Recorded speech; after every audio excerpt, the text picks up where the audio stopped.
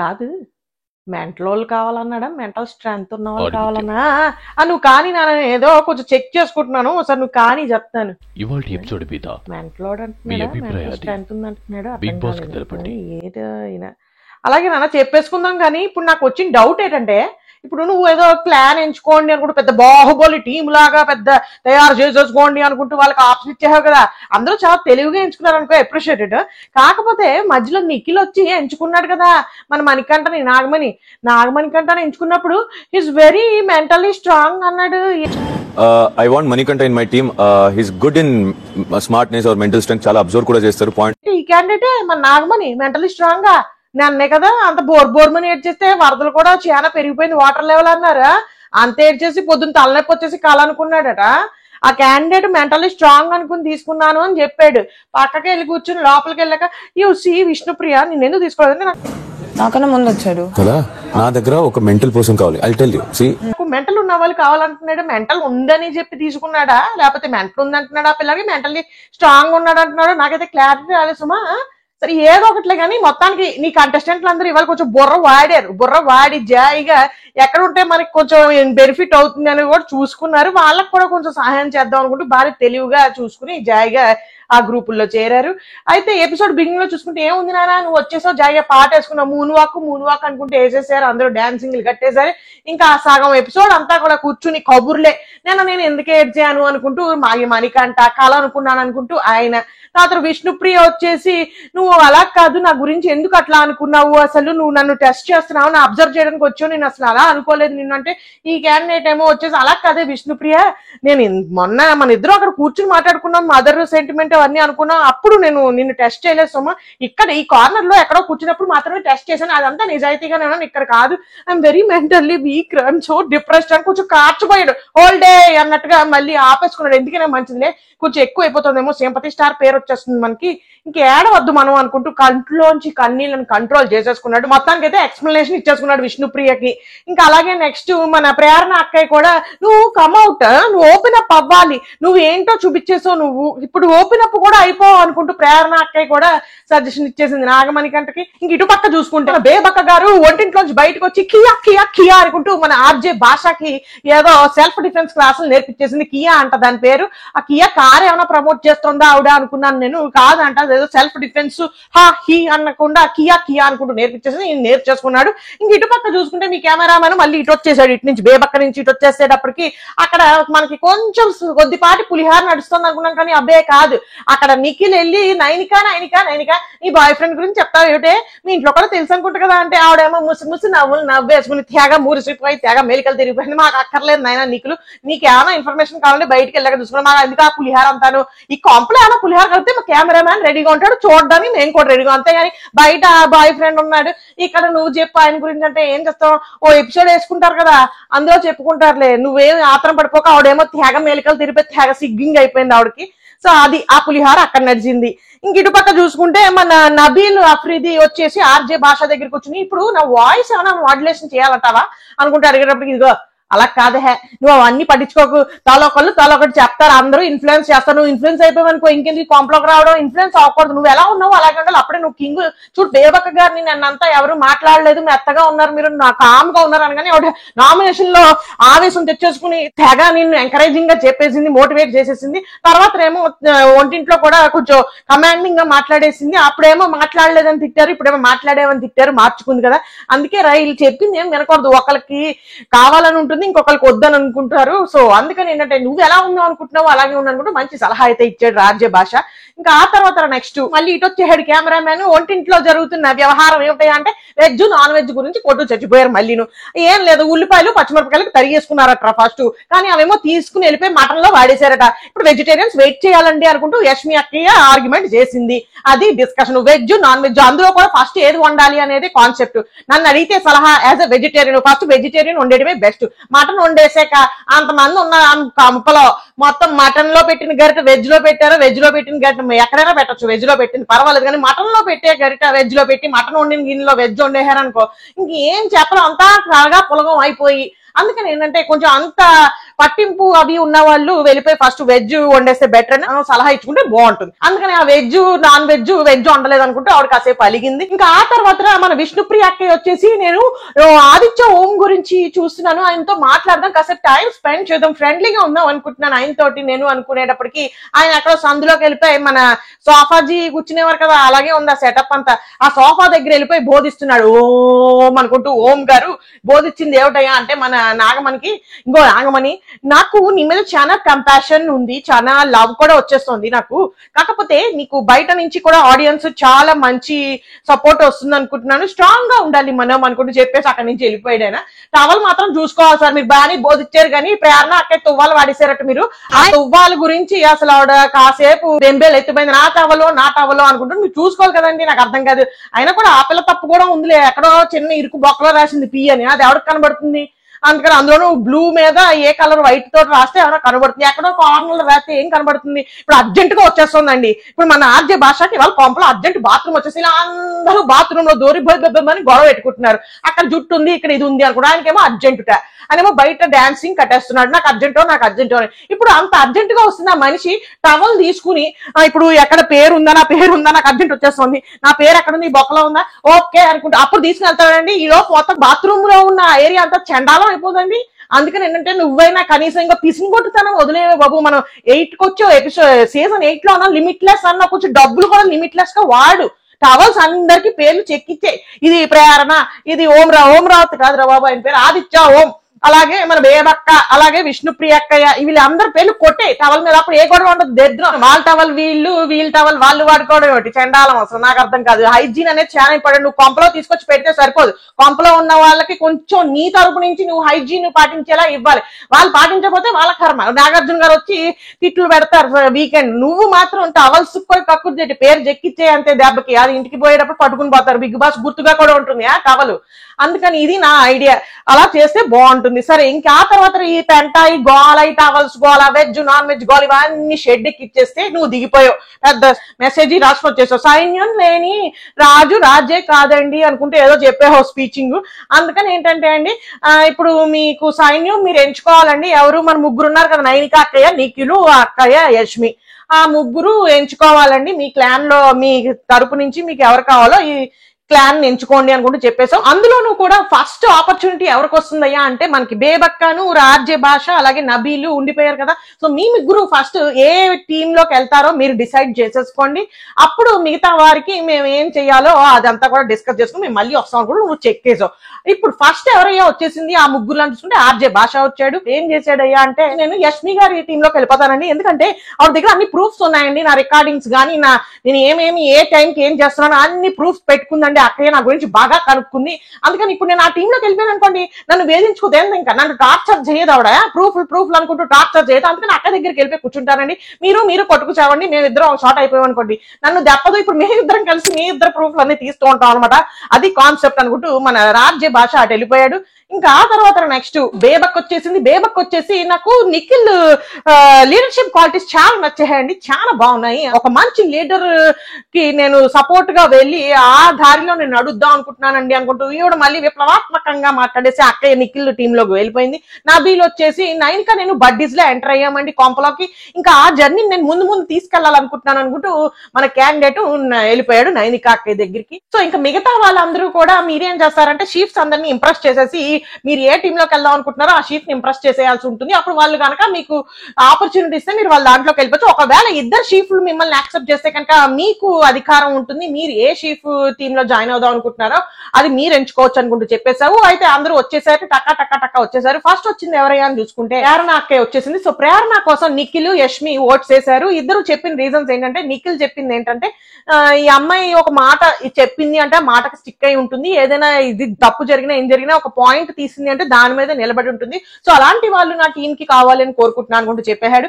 అలాగే యష్మి అక్కే చెప్పింది ఏంటంటే షీఈ్ వెరీ ఫిజికల్లీ స్ట్రాంగ్, అలా స్ట్రాంగ్ గా ఉన్న వాళ్ళు నా టీమ్ లో ఉంటే నాకు బాగుంటుంది, అలాగే తను మంచిగా ఆలోచన శక్తి కూడా చాలా బాగుంటుంది అనుకుంటూ అక్క తెగ పొగిడేసింది. ఇప్పుడు ఆ అమ్మాయి వచ్చి అమ్మాయిని పొగిడేటప్పటికి తెగ ఇదైపోతారు కదా, అందుకని అక్కయ్య బాగా చెప్తుందా మన మీద ఇంప్రెషన్ ఉన్నట్టుంది అనుకుంటూ అక్కయ్య వెళ్ళిపోయి అక్కయ్య నేను యష్మి టీమ్ లోకి వెళ్ళిపోతానండి అనుకుంటూ అక్కయ్య యష్మి టీమ్ లోకి వెళ్ళిపోయి బాగా చెప్పారు ఏమన్నా కూడా నా గురించి బాగా బాగా చెప్పావు అనుకుంటూ మురిసిపోయింది.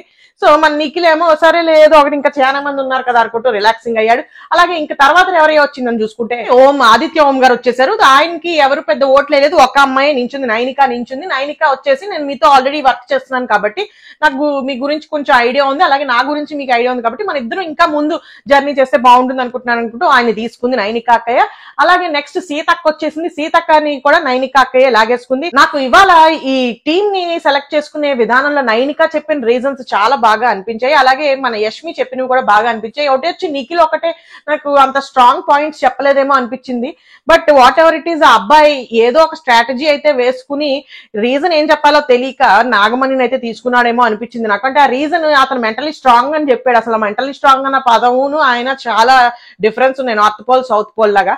సో ఆ రీజన్ ఎందుకు చెప్పాడో నాకు అనిపించేది ఏంటనేది తర్వాత ఆయన టర్న్ వచ్చినప్పుడు మాట్లాడుకుందాం.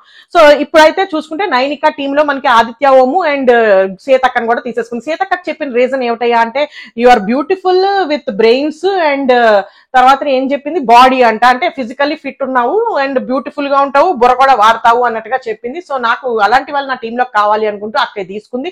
అక్కయ్య మళ్ళీ మురిసిపోయింది, అబ్బాయి ఎంత బాగా చెప్తుందో ఈ అమ్మాయి నా గురించి అనుకుంటున్నాను. సో అక్కయ్య ఆ టీంలోకి వెళ్ళిపోయింది.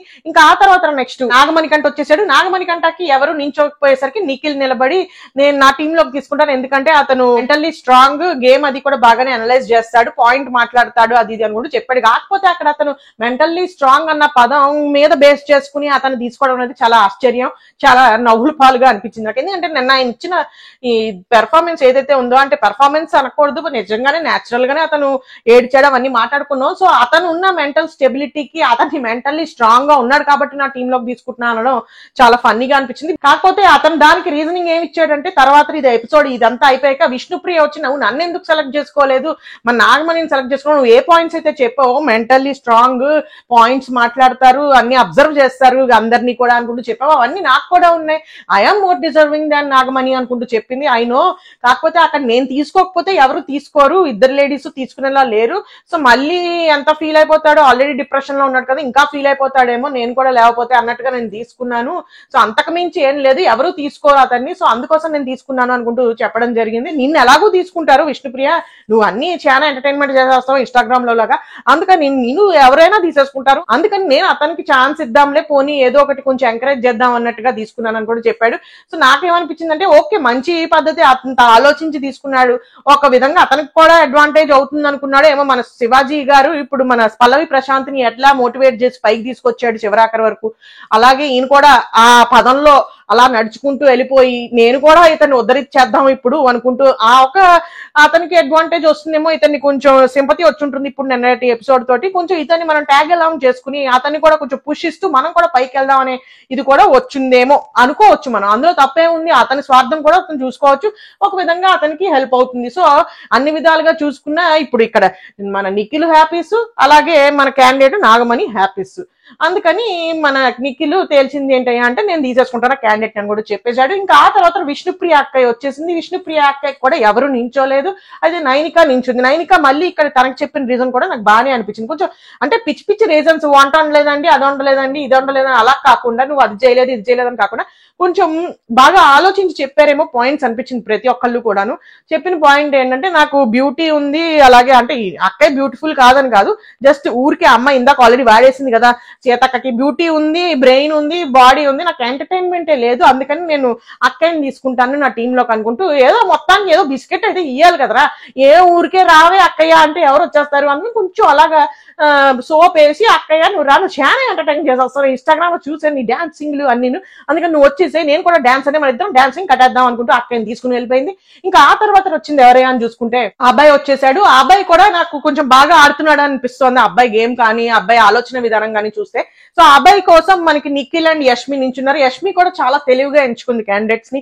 సో ఇప్పుడు మనకి నిఖిల్ చెప్పిన రీజన్స్ ఏంటి, అబ్బాయి నా టీంలోకి ఎందుకు రావాలనుకుంటున్నాను అంటే అబ్బాయి గేమ్ గురించి చాలా బాగా అనలైజ్ చేస్తాడు, అలాగే గేమ్ కి చాలా వాల్యూ ఇస్తాడు. ఇప్పుడు ఒక చిన్న గేమ్ అవనియండి, పెద్ద గేమ్ అవనియండి, దాని గురించి బాగా ఆలోచిస్తాడు, దానికి వాల్యూ ఇచ్చి నెగ్గడానికి ట్రై చేస్తాడు. సో అలాంటి వాళ్ళు నా టీంలో ఉంటే బాగుంటుంది నా టీం కూడా అనుకుంటున్నా అని చెప్పాడు. నేను గ్యారంటీ అబ్బాయి దానిలోకి వెళ్ళిపోతాడు అనుకున్నా, అంటే బిల్డప్ అలా ఇచ్చాడు లేండి అబ్బాయి. కానీ ఇక్కడ తర్వాత మనకి యష్మి అక్కయ్య చెప్పిన రీజన్ కూడా బాగా అనిపించింది, ఫ్రాంక్ గా చెప్పింది. ఇప్పుడు అండి నాకు ఇప్పుడు నా ప్రెసెంట్ టీం చూసుకుని పక్క వాళ్ళ ఇద్దరు టీము చూస్తే నాకు ఫిజికల్లీ కొంచెం తక్కువ ఉంది, నా టీమ్ లో ఫిజికల్లీ స్ట్రాంగ్ ఉన్న వాళ్ళు నాకు కావాల్సి ఉంటుంది. అలాగే కొంచెం గేమ్ కి కూడా మంచిగా ఇన్వాల్వ్ అయ్యి ఇన్పుట్స్ అవి ఇస్తూ స్ట్రాటజీస్ అనేది వేసుకోవడానికైనా మాకు కొంచెం అభయ్ గారికి ఉన్న టాలెంట్ కానీ ఏదైనా మాకు అడ్వాంటేజ్ అవుతుంది. అలాగే ఆయనకు కూడా పర్సనల్ గా ఒకటి ఏదైనా ప్రూవ్ చేసుకోవడానికి కూడా అవకాశం ఉంటుంది. ఫిజికల్లీ స్ట్రాంగ్ ఉన్న క్యాండిడేట్ మా దాంట్లో ఒకరిని తీసుకుంటే ఏదైనా టాస్క్ వచ్చినప్పుడు ఫిజికల్ గా ఆడాలంటే ఆయనకి ఒక ఆపర్చునిటీ వస్తుంది కదా అన్నట్టుగా బాగా హైలైట్ చేసింది ఆ పాయింట్ ని. అంటే నీకు ఇండివిజువల్ గ్రోత్ ఉంటుంది, ఇండివిజువల్ కాంట్రిబ్యూటర్ లాగా నువ్వు మా దాంట్లో ఎదగచ్చు అన్నట్టుగా అక్కయ్య కొంచెం మంచి మేనేజింగ్ స్కిల్స్ ఉన్నాయి. సో అక్కయ్య మంచి ఇన్పుట్స్ ఇచ్చింది, ఆయన ఏమో దానికి ఇంప్రెస్ అయిపోయాడు. కానీ ఇంప్రెస్ అవడంలో తప్పలేదు, ఆయన అడ్వాంటేజ్ కూడా చూసుకోవాలి కదా. ఇప్పుడు గేమ్ అనేది వాళ్ళని నెగ్గించడానికి కాదు, నువ్వు కూడా గెలవడానికి ప్రయత్నం చేయాలి. యాజ్ ఎ గ్రూప్ నీకు కూడా అడ్వాంటేజ్ ఉండాలి. సో అందుకని ఏం చెప్పాడు, నేను అక్కయ్య దగ్గరికి వెళ్ళిపోతానండి, యష్మి అక్కయ్య బాగా ఇంప్రెస్ చేసింది నన్ను అనుకుంటూ క్యాండిడేట్ అటు చెక్ చేశాడు, వెరీ గుడ్, అప్రిషియేటెడ్. ఇంకా ఆ తర్వాత నెక్స్ట్ పృథ్వీ వచ్చేసాడు. సో పృథ్వీ ఒరే నెన్నంటే విగ్ ఇది ఒరిజినల్ రా బాబు, అందరూ మొత్తం జుట్టు అదే అంత ఫాస్ట్ గా ఎలా పెరిగిపోయిందా అనుకున్నావు, నేను కామెంట్స్ పెట్టినారు.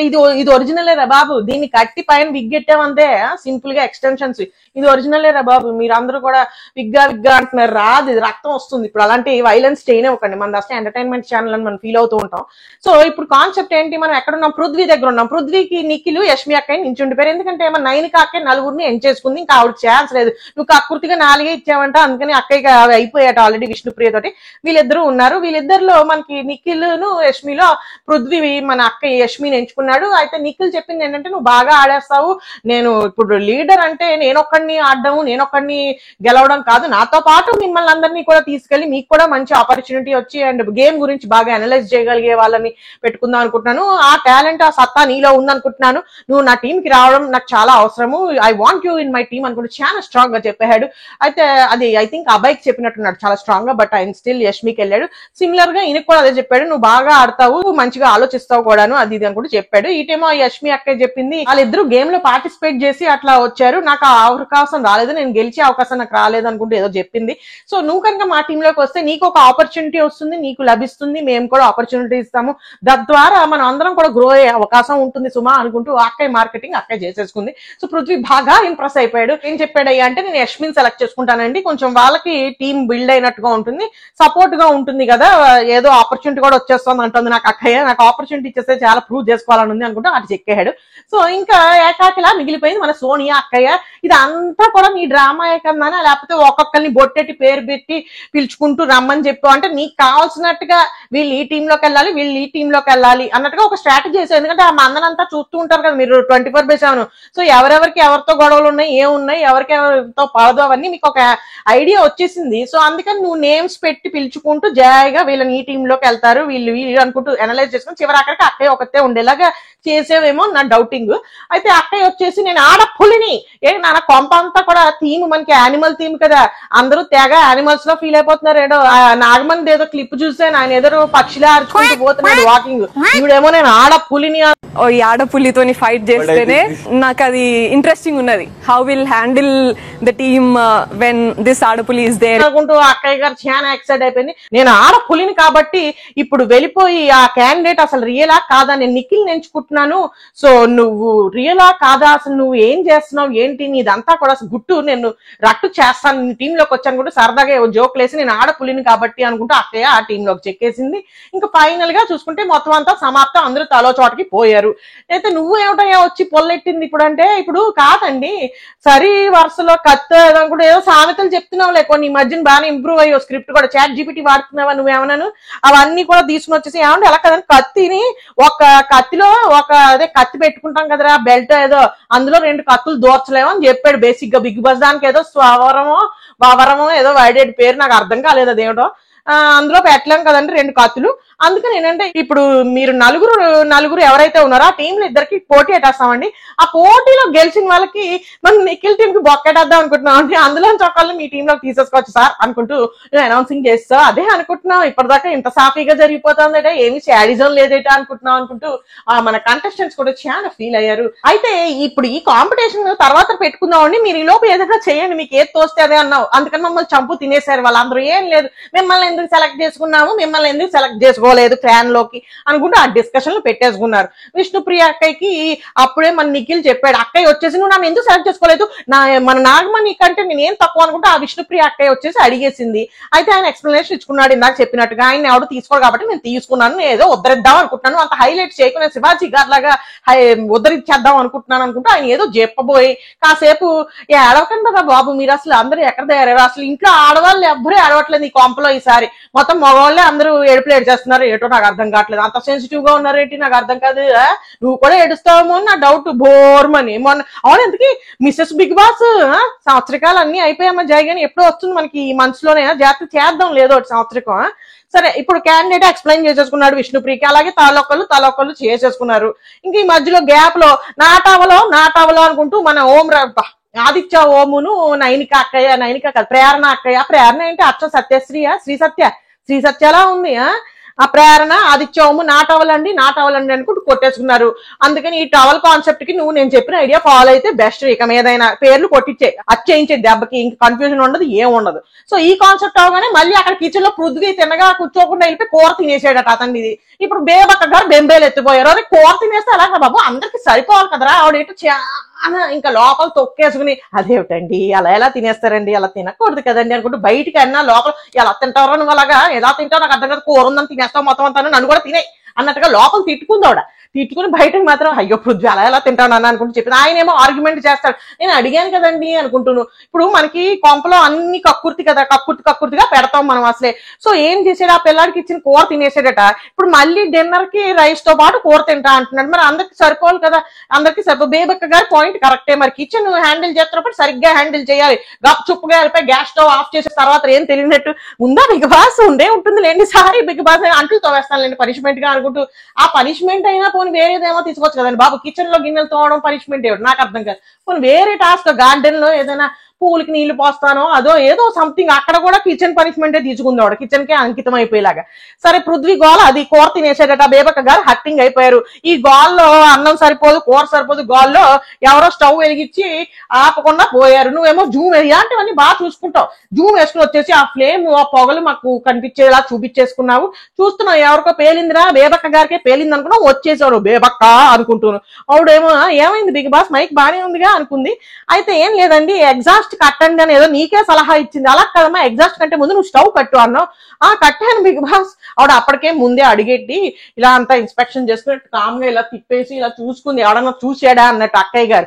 అయితే అప్పుడే నువ్వు అది క్యాచ్ చేసి పాయింట్ బేబక్క గారు స్టవ్ కట్టండి అన్నావు. అవునా బిగ్ బాస్ ఇప్పుడైతే ఆఫ్ లోనే ఉన్నాయి బిగ్ బాస్ అనుకుంటూ చాలా అక్కయ్య గారు యాక్టింగ్ చేసింది. కానీ పాపం తర్వాత చూసే ఉంటారులే, కెమెరాలు ఉన్నాయి కదా అందరూ చూసే ఉంటారు, కానీ ఇంక మనం ఓవర్ యాక్షన్ చేయకూడదు. బిగ్ బాస్ నేను పనిష్మెంట్ తీసుకుంటాను నాదే బాధ్యత అనుకుని అక్కయ్య గారు గిన్నెలన్నీ తామేస్తాను నేను అనుకుంటూ పనిష్మెంట్ తీసేసుకుంది. ఇంకా ఆ తర్వాత నెక్స్ట్ ఇటుపక్కేమో బాత్రూమ్ లో గొడవ ఏమిటి అంటారు, నీట్ గా లేదండి యష్మి ఏమో వచ్చేసి నాకు బాధ్యత ఇచ్చారు, బాత్రూమ్ డ్యూటీ నాది, సో ఎవరైనా ఫస్ట్ స్నానాలు లేకపోతే ఇంకేమైనా కార్యక్రమాలు ముగించుకుంటే కొంచెం క్లీన్ చేస్తూ ఉండండి, పరిసరాలు శుభ్రంగా ఉండాలి మన కొంపలో అనుకుంటే అక్కయ్య గారు బోధించారు. కానీ ఆవిడ మన యష్మి గారు సోనియా అక్కయ్య మొహం చూస్తూనే చెప్పేటప్పటికి తన్నే అంటోందేమో అనుకుని అమ్మాయి ఆర్గ్యుమెంట్ అసలే ఫైర్ లో ఉంటుంది సోనియా అక్కయ్య. వచ్చేటప్పటికి నువ్వు నన్ను ఒకదాన్ని కాదు అందరి గర్ల్స్ ని కూర్చోపెట్టి చెప్పు, నాకు ఒక్కదానికి చెప్తావేంటి అనుకుంటూ అక్కయ్య గారు ఆర్గ్యూ చేసేటప్పటికి యష్మి అక్కయ్య ఆర్గ్యూ చేసింది, మధ్యలో నాగమని దూరాడు. ఎందుకో అలా కాదండి మీరు అంతా మైక్రో మేనేజింగ్ చేస్తున్నట్టున్నారు, నాకు అన్నా నచ్చదు అండి అనుకుంటే ఆయన కూడా దూరిపోయాడు, ఆయన మైక్రో మేనేజింగ్ అనుకుంటున్నాను. అయితే మొత్తానికి ఇంట్లో సగం మంది బాత్రూమ్ లో కూర్చుని గొడవ పెట్టుకుంటుంటే ఇక్కడ ఎంటర్టైన్మెంట్ బ్యాచ్ మన ఆర్జే భాష బేబక్క గారును ఇంకా ఓము మన ఆదిత్య ఓము ముగ్గురు కూర్చుని ఏంటో అసలు గోల్ ఏంటో నాకు అర్థం కాదు, ఎవడో ఏదో చేసేటట బాత్రూమ్ లో, నాకేమో అర్జెంట్ బాత్రూమ్ వచ్చేస్తోంది, వాళ్ళేమో అక్కడ కొట్టు చచ్చిపోతున్నారు, ఈయనేమో టవల్ పంపించాడు, వాళ్ళేమో అక్కడ కొట్టు చేస్తున్నారు, నాకు అర్జెంట్ బాత్రూమ్ వచ్చేస్తోంది అని ఆయన. ఇంక ఇక్కడ చూసుకుంటే వీళ్ళు కంటిన్యూషన్ జరుగుతూనే ఉంది అలా బాత్రూమ్ గురించి గొడవ. ఏ మాటగా మాట పక్కన పెడితే ఇప్పుడు గొడవ జరుగుతుందని కాదు కానీ ప్రతివాడు బాధ్యతగా ఇప్పుడు మనం వెళ్ళాలి, ఎంత 115 రోజులు ఎన్నో ఉండాలి, ప్రతివాడు ఒకసారి కార్యక్రమం ముగించుకున్నాక లేకపోతే స్నానాలు ఇవన్నీ ముగించుకున్నాక ఒకసారి క్లీన్ చేసుకుంటే అయిపోయింది ఎవరికి వాడు. మనకి బద్ధకాలు కదా, మనకి బద్ధకం అయ్యేటప్పటికి మన స్నానం చేయడం వచ్చడం ఎవడో చేసుకుంటాడులే అని వదిలేస్తే అది అలాగే తగలడుతుంది. ప్రతి వాడికి బాత్రూమ్ కడగాలని ఏం సరదా ఉండదు కదా, నువ్వు వెళ్ళినప్పుడు చక్కగా క్లీన్ చేసేసుకుని బయట అంతా కూడా ఆ చుట్టుపక్కల హెయిర్ ఏమైనా పడితే తలంట పోసుకున్నప్పుడు అదంతా క్లీన్ చేసి వచ్చేస్తే అయిపోతుంది. దానికోసం ఇలా అందరూ గొడవలు బెంబేలు ఎత్తిపోవడాలి. ఇక్కడేమో ఆర్జే భాష గారికి ఆయనకి అర్జెంట్ బాత్రూమ్ వస్తుంటే ఆయన ఇబ్బంది పెట్టేశారు అక్కడ. సరే ఈ బాత్రూమ్ ఈ కిచెన్ గోళ అంతా పక్కన పెట్టేస్తే నువ్వు మళ్ళీ దిగిపోయి ఒరే ఇప్పుడు ఇక్కడ 4 ఉన్నారు ఇక్కడ 4 ఉన్నారు కదరా క్లాన్ మన ఎవరు యష్మిను నైనిక ఇక్కడేమో చూసుకుంటే క్యాండిడేట్ కి తక్కువ ఉన్నారు. సో ఇప్పుడు ఎక్కువ ఉన్న టీమ్స్ ఇద్దరికి పోటీ పెట్టేస్తాం మేము హాకీ పెట్టేస్తాము.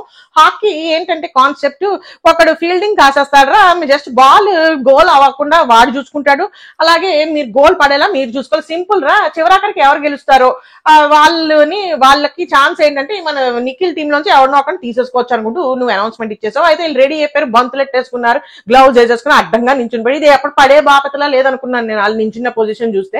సో మొత్తంగా అందరూ ఆడుకున్నారా. చివరాఖరికి చూసుకుంటే యష్మి అక్కయ్య టీం గెలిచేసింది. సో వాళ్ళు చాలా హ్యాపీ అయిపోయి హగ్గింగ్లు ఇచ్చేసుకుని చాలా సెలబ్రేట్ చేసేసుకున్నారు. సో అక్కడికి ఈ పెంట అంతా ముగిసింది. ఇంకా నెక్స్ట్ ఛాలెంజ్ రేపు పెడతావు. సో రేపు ఆ ఛాలెంజ్ అయిపోగానే ఎవరు గెలిచారు ఏమిటి దాన్ని బట్టి అసలు నిఖిల్ టీమ్ నుంచి ఎవరు వస్తున్నారు, నిఖిలే వచ్చేస్తున్నాడా లేకపోతే ఏమిటి అనేది ఇంకా రేపు ఎపిసోడ్ అయిపోయాక మాట్లాడుకుందాం. అందుకే నేను చేస్తామంటే నువ్వు కూడా ఇంటికి వెళ్ళిపోయి శుభ్రంగా పడుకుని మళ్ళీ రేపు వచ్చేయి. రేపటి పెంట గురించి రేపు మాట్లాడుకుందాం. అంతవరకు సెలవు, బాయ్. ఆడిపుత్యం ఆరెంజ్ కలర్ పంపాడు.